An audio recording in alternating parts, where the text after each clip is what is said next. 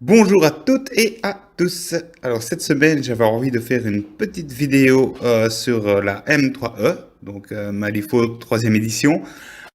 Pourquoi? Eh ben tout simplement parce que cette semaine, Weird a lâché un peu plus d'informations sur les nouvelles règles de la troisième édition. Ben voilà, donc c'est parti. Alors les changements qui ont été annoncés pour la M3E concernent surtout les mouvements. Un des changements les plus importants par rapport à la M2E, donc Malifaux deuxième édition, c'est que tous les mouvements vont compter comme mouvement. Ce qui n'était pas le cas dans la deuxième édition. Je m'explique. Dans la troisième édition, toutes les formes de mouvement, comme place, push et encore d'autres, comptent maintenant comme mouvement.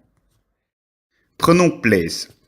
Place marche plus ou moins de la même manière que dans la M2.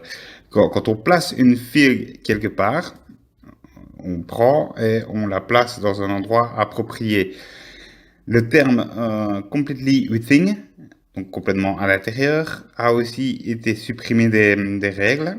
Comme terme de jeu, on ne l'utilisera plus que pour le déploiement où on doit être complètement à l'intérieur de sa zone de déploiement, ce qui semble franchement logique. Bon, il y a aussi la source la plus commune de Place Effect dans la troisième édition, c'est l'habilité de voler. Concernant le vol, encore, quand un modèle déclare une action de walk ou de charge, au lieu de se déplacer normalement, ce modèle peut se placer à l'intérieur de X. X étant égal au mouvement de ce modèle. Le mouvement est indiqué sur les nouvelles cartes de stats par les lettres MV. Donc, on pourra vraiment placer ce modèle où on veut, du mouvement qu'on reste dans sa capacité de mouvement. Donc, si on a un mouvement de 4, bah, du moment qu'on reste dans les 4 pouces, on peut placer son modèle où on veut.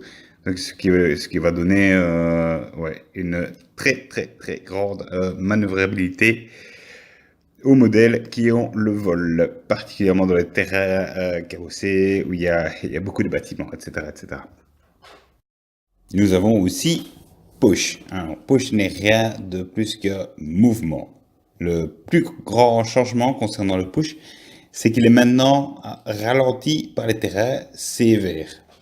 Contrairement à la E2, où là, on s'en foutait, on poussait, youp la boum. Autre grand changement, on ne pourra plus pousser la verticale non plus. C'est-à-dire que si on est sur un terrain en hauteur, on pourra pousser les autres vers le bas. Mais si on est en bas, ben, on ne pourra plus escalader et hop, et pousser. Tout ça en un seul mouvement. C'est un point important puisque dans la troisième édition, les mouvements de charge sont des push. Hein? Donc, on ne peut charger un modèle en hauteur quand on est plus bas. Voilà. Mais on peut escalader, donc utiliser une walk action, puis utiliser une action d'attaque. Ce qui veut dire aussi que maintenant, tout ce qui est barrière, mur, etc., ça protège la charge. Donc on pourra encore plus utiliser les décors. Il y a aussi le grand retour de l'habilité Bury, donc enterré. Voilà, grand retour dans la troisième édition.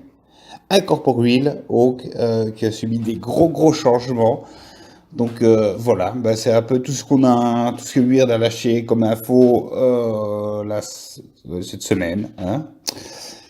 J'espère que le reste des informations arrivera bah, incessamment sous peu. Donc je surveille de très près toutes mes sources. Et puis dès que je sais plus, bah, hop, petite vidéo, je vous informe, et hop, là, boum, hein, ok. Bon, bah, sur ce, je vous fais un gros bisou à toutes et à tous, et je vous dis à très bientôt. Ciao, ciao!